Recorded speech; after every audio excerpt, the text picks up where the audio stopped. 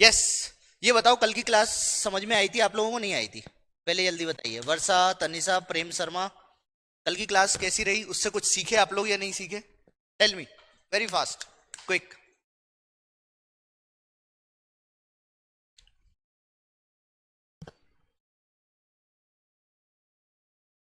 Comment करा करो यार, तुम लोग बैठ के कमेंट करना तो चालू करो।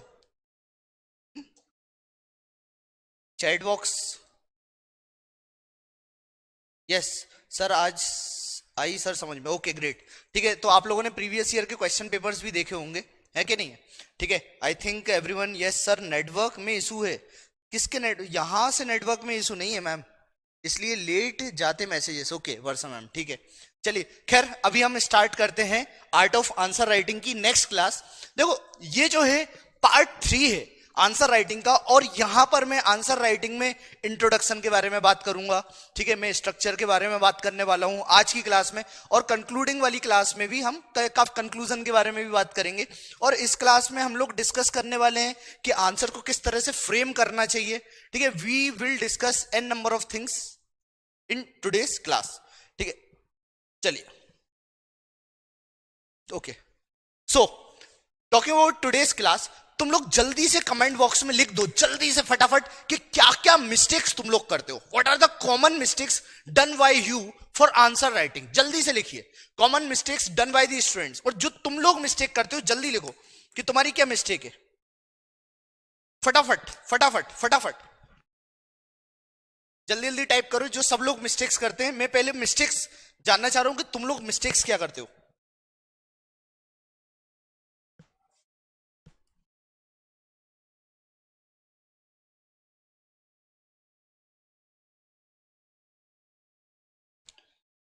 हे भाई, मिस्टेक्स नहीं करते तुम लोग? परफेक्ट लोग हो क्या?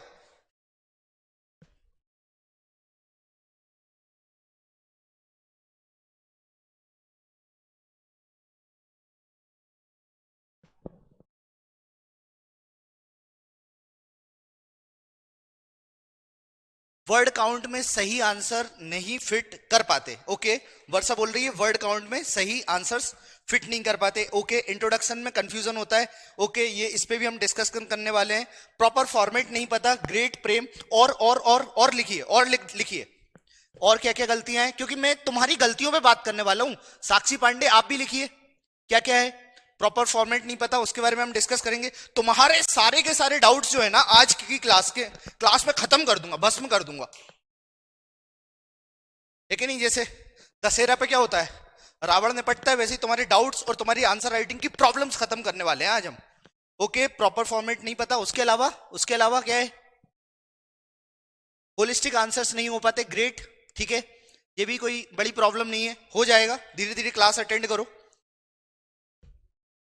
और कोई यस, कोई भी बड़ा मेजर सा इशू आप लोगों को लग रहा हो कि भाई पेपर समझ में नहीं आता है, पेपर टफ है, राइटिंग स्किल की प्रॉब्लम है, मेरे पेन में रिफिल खत्म हो जाती है, ये तो नहीं है? ठीक है सर, फर्स्ट चीज पर कंसंट्रेट करने के कारण आंसर डायनेमिक नहीं होता। एक चीज पर, ओके, एक चीज पर कंसंट्रेट करने के कारण आंसर डायनेमिक नहीं होता। ओके ठीक है, ये भी धीरे धीरे इंप्रूव हो जाएगा जब आप कंटेंट राइटिंग पे काम करेंगे। No problem in this also.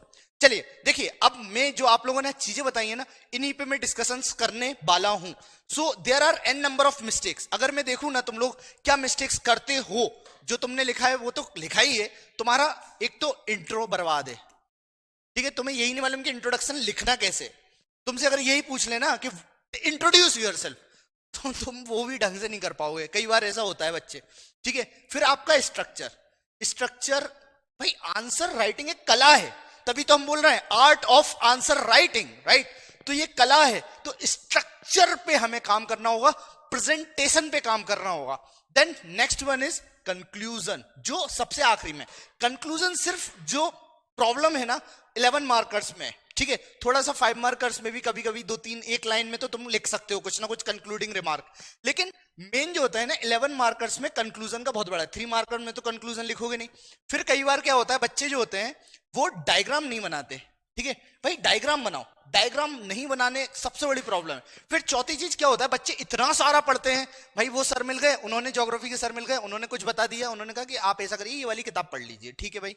Majid Hussain भी पढ़ के बैठ गए। फिर किसी में कोई मिला, वो कहने लगा एनसीईआरटी पूरी पढ़ लो, तुम 6 से लेकर 10th 11th 12th तक पूरी एनसीईआरटी पढ़ मारे। भाई तुम्हें आंसर लिखना है, क्वेश्चन राइटिंग करनी है, तुम्हें बहुत ज्यादा भसड़ नहीं मचानी है, तुम्हें चीजों को आसान करना है। अब तुम क्वेश्चन की डिमांड क्या है, सिर्फ 3 मार्कर्स, 5 मार्कर्स, 11 मार्कर्स। भाई उससे ज्यादा जब वो पूछ ही नहीं रहा है तो तुम अपना दिमाग क्यों फालतू में बर्बाद कर रहे हो, फालतू चला रहे हो, समझ रहे हो ना।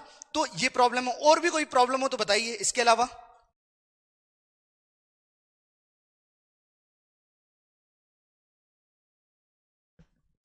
और कोई प्रॉब्लम?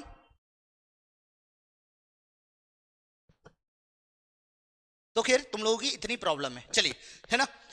अब हम इस पे डिस्कशन करने वाले हैं। मेरे को ये बताओ कि एग्जामिनर को क्या चाहिए।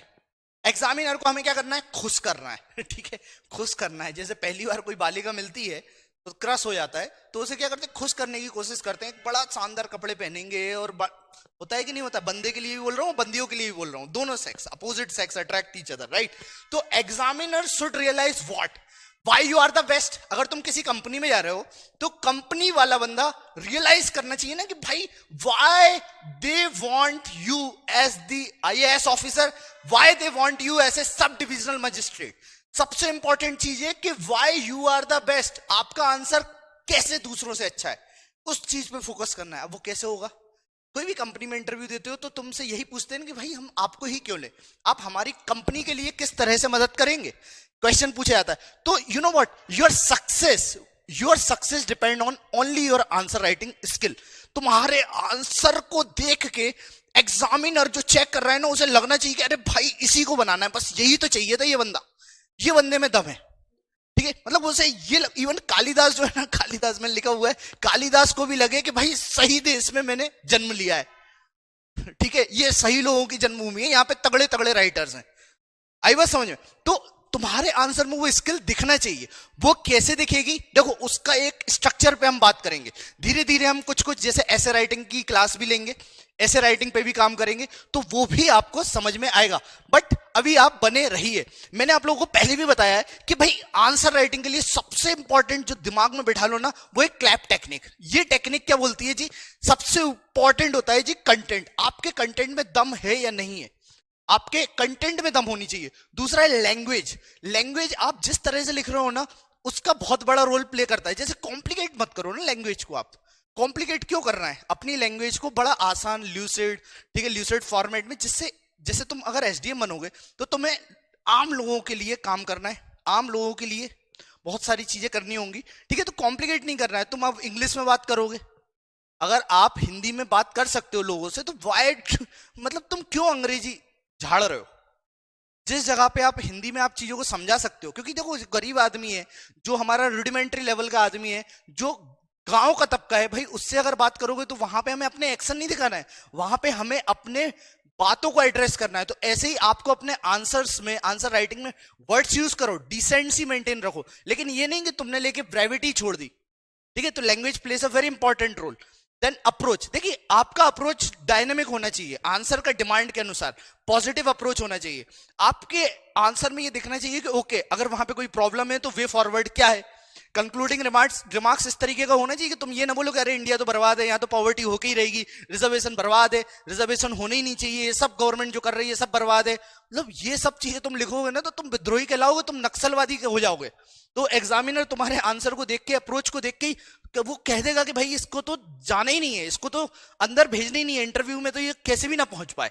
क्योंकि आंसर राइटिंग का बहुत बड़ा रोल है, you know very well. Prelims का क्या है, क्वालिफाइंग है, ठीक है। फिर प्रेजेंटेशन की बात करें, भाई तुम्हारी प्रेजेंटेशन ऐसी होनी चाहिए, मैंने कल भी आपको बताया, आप किस तरह से प्रेजेंट करते हो। If I am a teacher, so my first चीज जो मेरे मन में होनी चाहिए वो है कि मैं पॉजिटिव होना चाहिए आप लोगों के सामने, कॉन्फिडेंस होना चाहिए। अब हम कोई फैक्ट बोल रहे हो and I am not confident about it, तो भाई वो कहीं ना कहीं तो इंपैक्ट करेगा आपके ऊपर भी, क्योंकि मेरे स्टूडेंट्स को क्या लगेगा, और अमन सर तो बकचोदी करते हैं, इन्हें पढ़ाना वढ़ाना नहीं आता। लेकिन वो फीलिंग अगर आ गई तो हम भी बर्बाद हैं एज ए टीचर, और आप भी बर्बाद कर देंगे, हम आपको भी बर्बाद कर रहे हैं।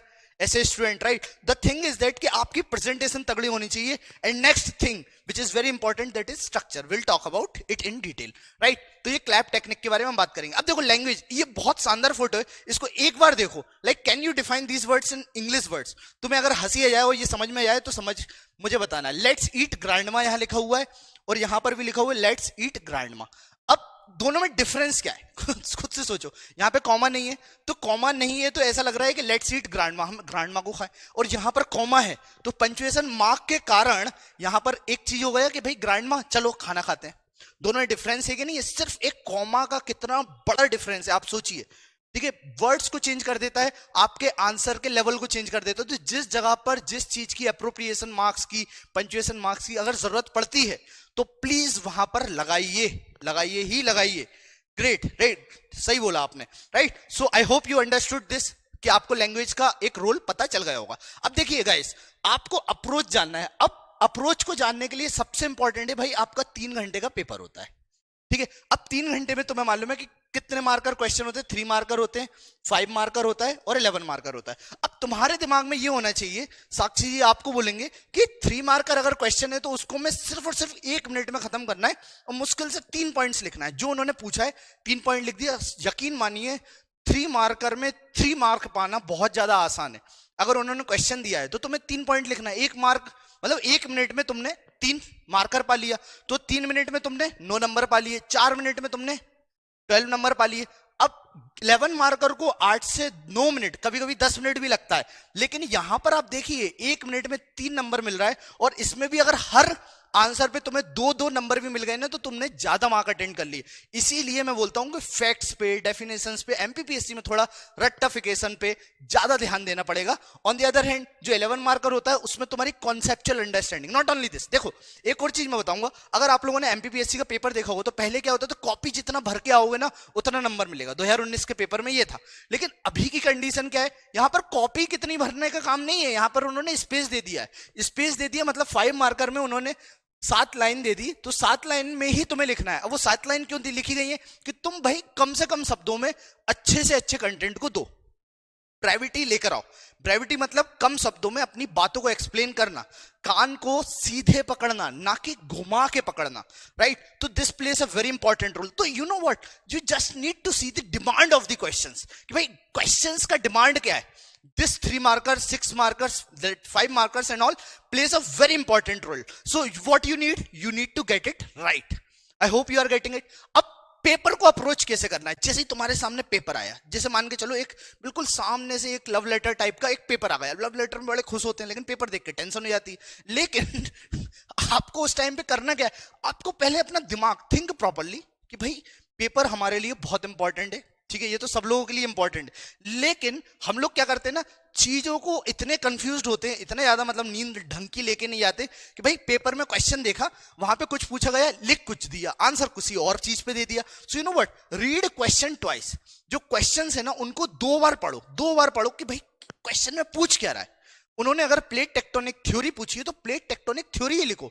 उन्होंने अगर गवर्नर की रिमूवल पावर के बारे में पूछा है तो तुम्हें वाइस प्रेसिडेंट या प्रेसिडेंट के इंपीचमेंट पावर के बारे में नहीं लिखना है, तुम्हें गवर्नर के ही रिमूवल पावर के बारे में बात करनी है.